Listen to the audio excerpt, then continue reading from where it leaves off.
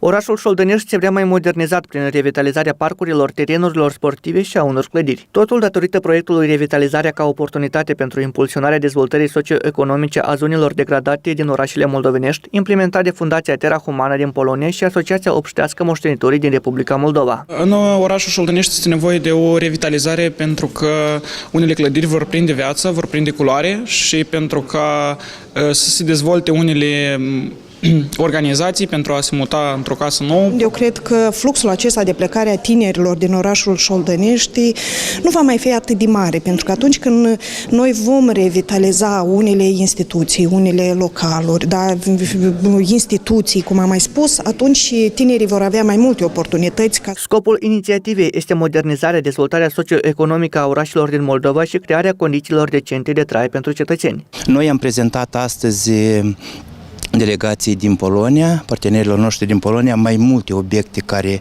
necesită a fi revitalizate, cum ar fi 2 scoaruri, un turn de apă, un lac, un iaz unde am putea face o zonă de odihnă pentru oamenii din Șoldănești și din regiune în general. Noi avem mai puține clădiri care trebuie să fie revitalizate, dar mai multe obiecte în teritoriu, cum ar fi park, scoar, stadion și altele. No było takie miejsce, które nam pokazywano, gdzie były kiedyś boiska do piłki ręcznej, do koszykówki, do siatkówki. To wszystko teraz jest w bardzo złym stanie, a myślę, że młodzież bardzo by chciała korzystać z takich obiektów, więc to byłby projekt, który by przywracał funkcję temu miejscu, które myśmy oglądali, a jest bardzo zniszczone.